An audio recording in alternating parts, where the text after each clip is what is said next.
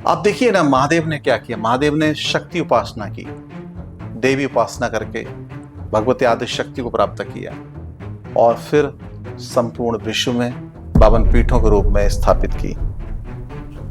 आप समझिए कि भगवान कृष्ण के जीवन में राधा भैरवी थी, राम के जीवन में सीता भैरवी थी और महादेव के जीवन में पार्वती भैरवी है। महाराज जी, भैरवी साधना के बारे में तो हमने जान लिया। ये भैरव साधना क्या होता है और ये जो भैरवी और भैरव साधना दोनों में अंतर क्या है? तांत्रिक परंपरा मानती है कि भय ही सबसे बड़ी जंजीर है और भैरवी उसे काटती है। इसमें कितनी सच्चाई है कि एक साधक और साधिका के बीच का जो रिश्ता होता है वो पति पत्नी के भी रिश्ते से कई ज्यादा गहरा और प्रबल माना जाता है। हाँ, अगर साधक किसी का चयन करता है या साधिका किसी का चयन करती है, तब फिर वो किसी और लक्ष्य की ओर नहीं बढ़ना चाहिए। यहाँ चयन के उपरांत तो दूसरा तीसरा कोई चयन नहीं होना चाहिए, अन्यथा साधना के दुष्परिणाम भी भोगने पड़ते हैं साधकों को।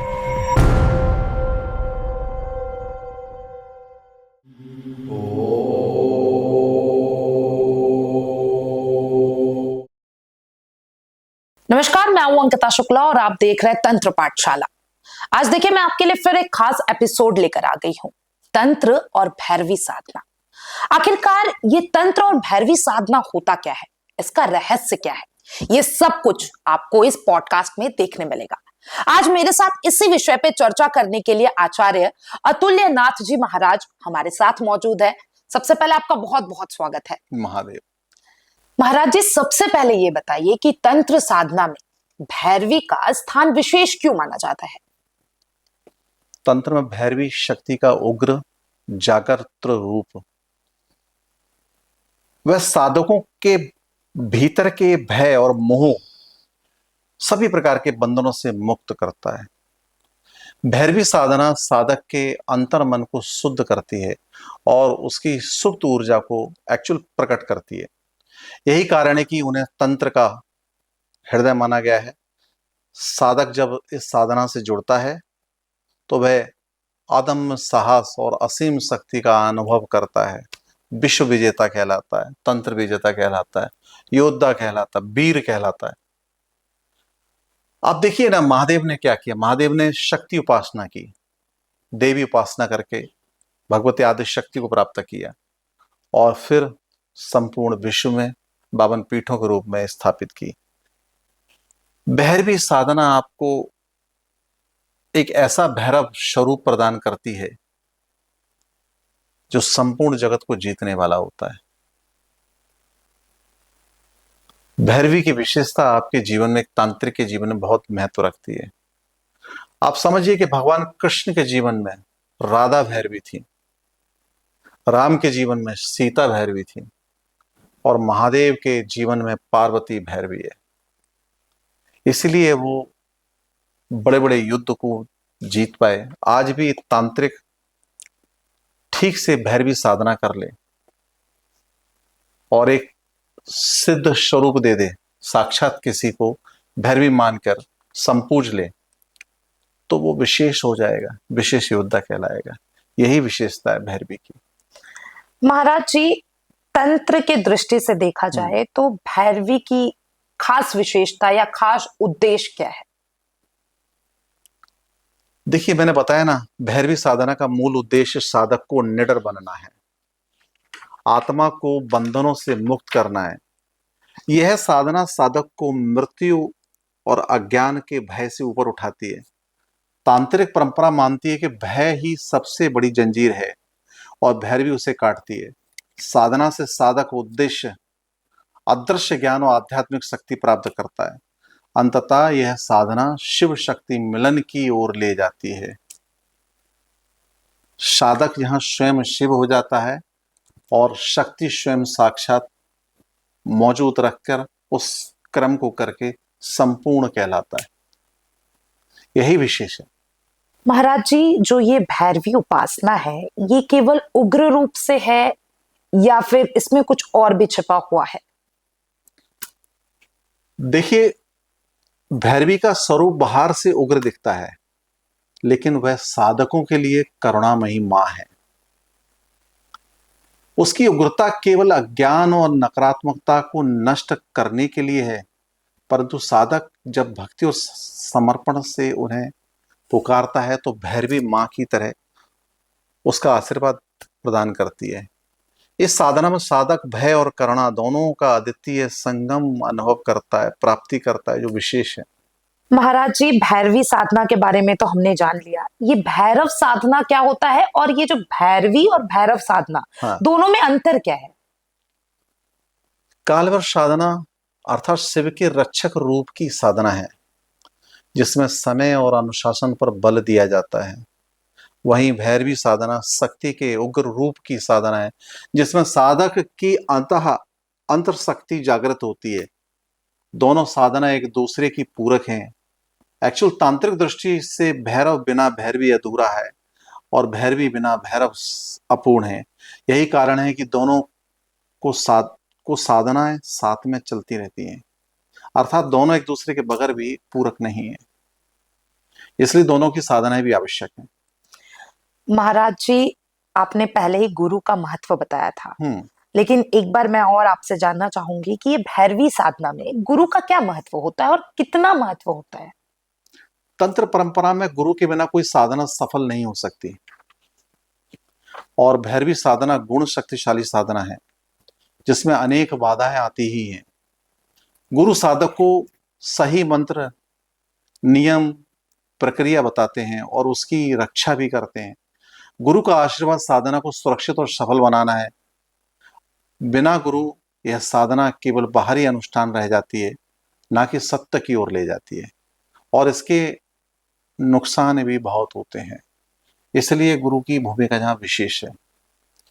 गुरु जी, ये जो भैरवी साधना है, इसमें मंत्रों का कितना महत्व है और कौन कौन से मंत्र महत्वपूर्ण माने जाते हैं? भैरवी साधना में मंत्रों का एक विशेष महत्व है। देवी की ऊर्जा का सेतु है। भैरवी मंत्र साधना के भीतर सुप्त शक्तियों को जागृत करता है। सही उच्चारण और आचार के साथ जपे गए मंत्र साधक को देवी की कृपा से जोड़ते हैं। मंत्र जप से साधक का मन एकाग्र होता है और वातावरण में शुद्ध हो जाता है। इसलिए मंत्र भैरवी साधना का सबसे महत्वपूर्ण आधार है। बगैर उसके कुछ भी संभव नहीं है। हाँ, मंत्र गोपनीय है, परंतु वो बगैर दीक्षा और साधकों के पॉडकास्ट पे तो संभव नहीं है बताना। गुरुजी, भैरवी साधना में स्थान का काफी महत्वपूर्ण दिया गया है। इसके साथ ही साथ भैरवी साधना में कहा जाता है कि यह साधना को केवल रात्रि में करना चाहिए। देखिए, तंत्र में स्थान की ऊर्जा साधना को प्रभावित करती है। भैरवी साधना प्राय शमशान पीठ और शक्ति क्षेत्रों में की जाती है, क्योंकि वहां ऊर्जा अत्यंत प्रबल होती है। ऐसे स्थान साधक को भय से मुक्त करते हैं और उसकी साधना को तीव्र तेज से सिद्धि की ओर आकर्षित करते हैं। यदि घर में साधना करनी हो तो स्थान को शुद्ध और पवित्र बनाकर रखना आवश्यक है। सही स्थान साधना की सफलता का द्वार खोलता है, और सही मार्ग यहाँ गुरु का भी आवश्यक होता है। वहीं भैरवी साधना का उपयुक्त समय प्राय रात्रि ही है, विशेषकर मध्य रात्रि और अमावस्या की रात्रि इस साधना के लिए सबसे शक्तिशाली मानी जाती है। रात्रि में वातावरण शांत और ऊर्जा का गहन होती है, जिससे साधक का मन अत्यधिक केंद्रित रहता है। हालांकि अनुभवी साधक किसी भी समय साधना कर सकते हैं और कहीं भी कर सकते हैं, लेकिन नव शिशु साधकों के लिए रात्रि ही उपयुक्त है। नए छात्रों के लिए आवश्यक है कि रात्रि में ही चयन करें, यही जरूरी है। गुरुजी, भैरवी साधना में भोग और त्याग का काफी उल्लेख किया गया है। अब ये भोग और त्याग का भैरवी साधना में रहस्य क्या है? देखिए, तंत्र त्याग और भोग दोनों को साधना का अंग मानती है। भैरवी साधना में साधक को भीतर की वासनाओं और इच्छाओं का सामना करना पड़ता है। यह साधना सिखाती है कि भोग का त्याग किए बिना मुक्ति संभव नहीं है, और त्याग का मूल्य समझे बिना भोग अधूरा है। इसलिए भैरवी साधना संतुलन की साधना है, जहां साधक दोनों को समझकर आगे बढ़ता है। और यथार्थ रूप में आप इस बात को ऐसे भी समझ सकते हैं कि तप बगैर त्याग के संभव नहीं, परंतु त्याग तो जब ही होगा जब कुछ प्राप्त होगा, बगैर प्राप्ति के तब भी संभव नहीं है। अर्थात आपने जब कुछ पाया ही नहीं, कुछ मिला ही नहीं, तो त्याग भी किस विषय का होगा। तो ये गहन विषय है महादेव। गुरुजी, कहा जाता है कि भैरवी साधना के वक्त जब स्त्री एक साधक के साथ मिलकर जब साधना करती है, तो ये केवल एक नॉर्मल साधना नहीं बल्कि एक शक्ति का प्रदर्शन भी होता है। इसके पीछे का रहस्य क्या है? देखिए, बहुत स्पष्ट शब्दों में तंत्र में स्त्री को केवल साधिका साधिका नहीं बल्कि शक्ति का प्रत्यक्ष स्वरूप माना गया है। जब वह भैरवी बनकर साधक के साथ साधना करती है तो वह साधक की ऊर्जा को जागृत कर उसे शिवत्व की ओर ले जाती है। यह केवल सह अस्तित्व नहीं बल्कि ऊर्जा का गहन मिलन है। साधक शिव का प्रतीक है और साधिका भैरवी, जब दोनों का संगम होता है तो यह साधारण मिलन नहीं रहता बल्कि ब्रह्मांडीय रहस्य साक्षात्कार बन जाता है। यही कारण है कि इसे महामिलन कहा जाता है। और यथार्थ रूप में इसीलिए कहा जाता है कि साधक शक्ति के बगैर शव है, यानी शिव शक्ति के बगैर शव है। यही यथार्थ सत्य है। गुरुजी, क्या ये सत्य है कि जब एक सेवक और एक सेविका दोनों मिलकर जब ये साधना करते हैं तो जो उनका प्रेम होता है वो काफी दिव्य माना जाता है, उनकी ऊर्जा सबसे ऊपर मानी जाती है? हाँ, यह बिल्कुल सत्य है। शास्त्रों में ऐसा ही कुछ वर्णन मिलता है। साधारण प्रेम केवल भावना और शरीर तक सीमित होता है, जबकि तांत्रिक साधना में साधक और साधिका का मिलन ऊर्जा आधारित होता है। इसमें दोनों की प्राण शक्ति एक दूसरे में प्रभावित होकर एक उच्च स्तरीय स्तर की चेतना का द्वार खोलती है। यह अनुभव इतना गहन होता है कि साधक और साधिका का स्वयं को एक दूसरे से अलग नहीं देख पाते। यह दिव्य मिलन सही तौर पर देखा जाए तो साधारण प्रेम से हजारों गुना अधिक प्रखर और आत्मिक होता है और यही विशेष होता है। गुरुजी, भैरवी के रूप में स्त्री केवल जो साधक है उसको केवल शारीरिक नहीं बल्कि मानसिक आत्मिक भी चुनौती देती है। क्या रहस्य है इसके पीछे का? जी हाँ, भैरवी साधना का यह सबसे महत्वपूर्ण पक्ष है। भैरवी साधक की सीमाओं और उनकी इच्छाओं और उसके अहंकार को चुनौती देती है। वह साधक को परखती है कि क्या वह अपने भीतर की दुर्बलताओं से मुक्त हो सकता है। यह चुनौती साधक के लिए कठिन हो सकती है, लेकिन इसी से उसका वास्तविक शुद्धिकरण होता है। जब साधक इस चुनौती को स्वीकार कर आगे बढ़ता है तभी वह ऊंची साधनाओं के योग्य होता है। इसलिए यह चुनौती साधना में साधना का अनिवार्य और पवित्र हिस्सा है। एक्चुअली एक साधक का यह परीक्षण है। शक्ति वहां परीक्षा स्पष्ट तौर पर करती है कि इसमें कितना संयम है, और वो संयम ही साधक को ऊंचाई की ओर ले जाता है। गुरुजी, इसमें कितनी सच्चाई है कि एक साधक और साधिका के बीच का जो रिश्ता होता है वो पति पत्नी के भी रिश्ते से कई ज्यादा गहरा और प्रबल माना जाता है? हाँ, बिल्कुल। पति पत्नी का संबंध मुख्यतः सांसारिक बंधनों और सामाजिक व्यवस्था पर आधारित होता है, लेकिन साधक और साधिका का संबंध ऊर्जा और आत्मा के स्तर पर होता है।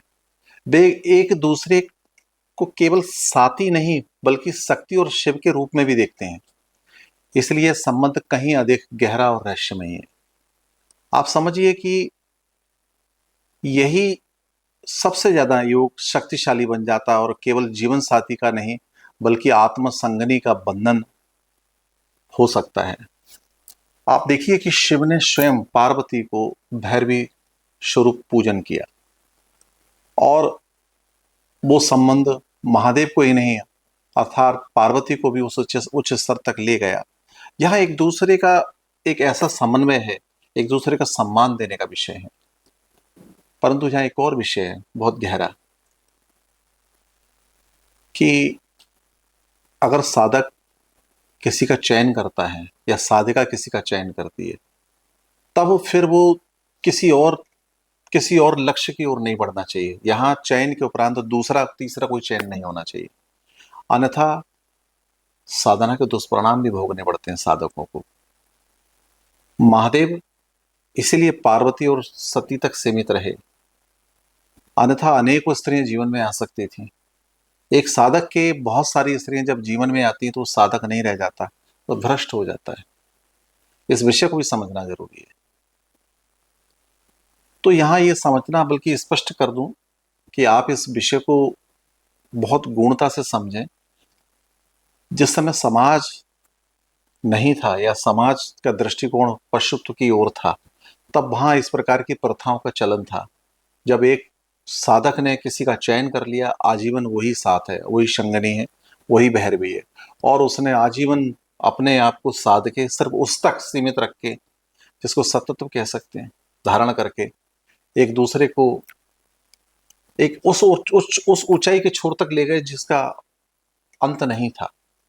इसलिए वो विशेष कहलाए, यही आवश्यक है, और यही विषय समझना बहुत जरूरी है। महादेव। यानी कि साधक को खुद को शिव समझना चाहिए और साधिका को पार्वती के रूप में। परंतु साधक तो हो, साधिका तो हो। आप किसी एक को केंद्र बिंदित कर रहे हैं, ना कि 50 को।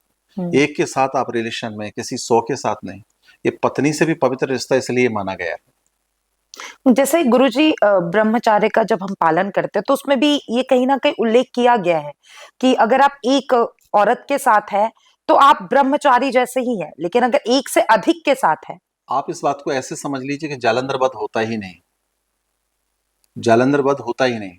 अगर नारायण ने वृंदा को सतत्व की परीक्षा लेते हुए उनको भ्रष्ट नहीं किया होता, तो जालंधर वध नहीं होता, वो युद्ध कभी समाप्त नहीं होता। क्योंकि इधर पार्वती सतीव्रता थी और उधर वृंदा सतीव्रता थी। इसलिए साधक की पत्नी सतत्व को धारण करने वाली होना चाहिए, परंतु उतना साधक के अंदर भी आवश्यक है कि वो भी ऐसा ही हो, अन्यथा तंत्र में मृत्यु तक संभव है। क्योंकि तांत्रिक युद्ध जब भी होंगे तब संहार होगा। तो इसलिए इस विषय को सिर्फ यहीं तक ना समझा जाए, उसके अंतकरण तक भी समझा जाए कि वो कहां किस ओर ले जा रहा है। इसलिए तंत्र बहुत गूढ़ और रहस्यमयी है, विशेष है।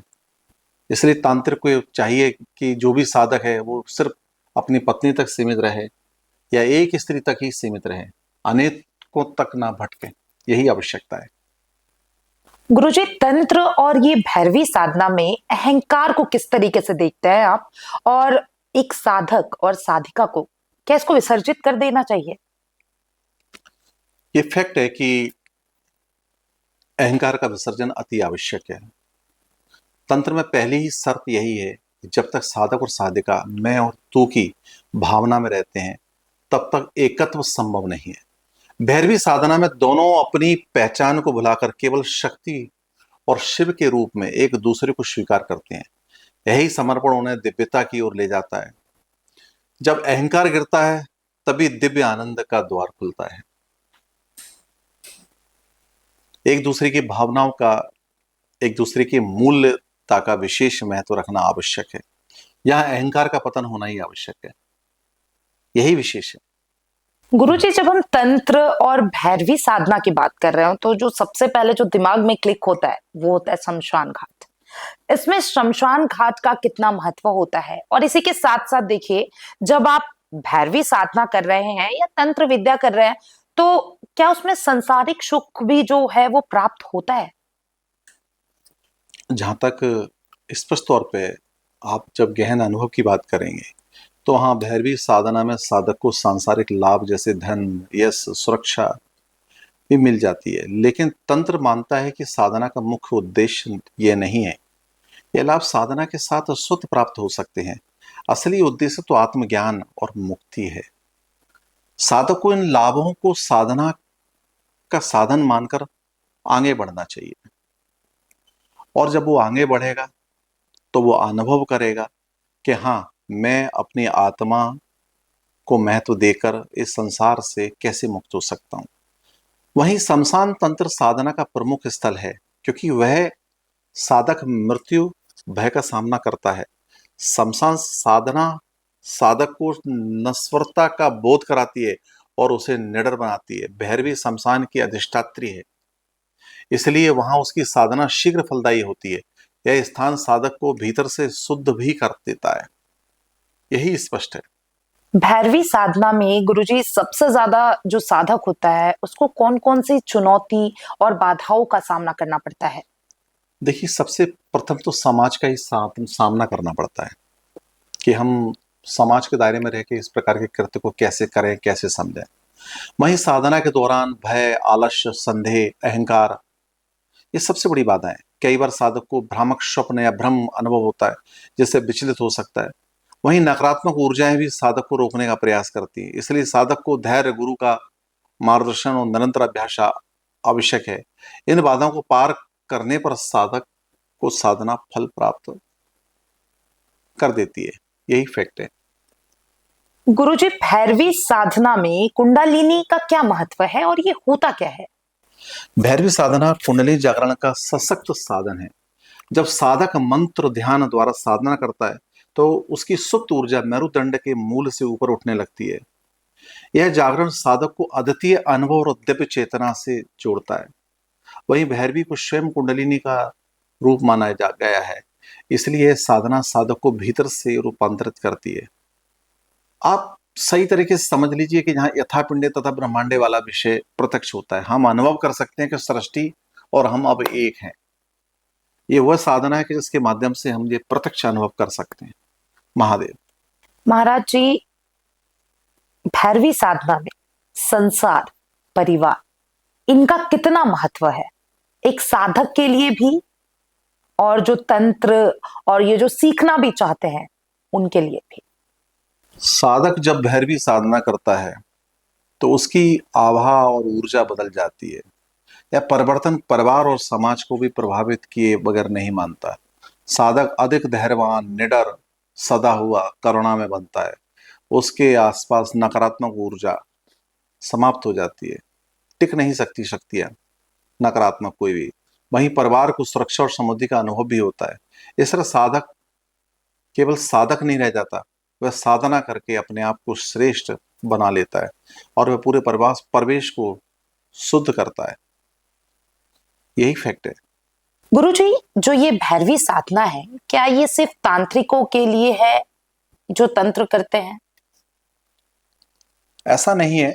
भैरवी साधना हर उस साधक के लिए है जो भय और बंधनों से मुक्त होना चाहता है। यह साधना ग्रस्त के लिए भी लाभकारी है, बशर्ते वह शुद्ध निष्ठा से इसे करे। साधना के नियम विधियां व्यक्ति की क्षमता के अनुसार बदलती हैं। वहीं तंत्र का उद्देश्य हर साधक को शक्ति और मुक्ति की ओर ले जाता है, इसमें कोई ऐसी चर्चा नहीं है। आप इस विषय को थोड़ा और मैं गहनता से समझा दूं। अगर कोई भैरवी साधक है और कोई भैरवी साधना करना चाहता है तो वह मात्र किसी एक व्यक्ति तक सीमित है, अन्यथा शास्त्र कहता है उसकी मृत्यु संभव है, क्योंकि उसका शत्रु अगर ऐसा है तो 100% फैक्ट है किसी न किसी युद्ध में मारा जाएगा।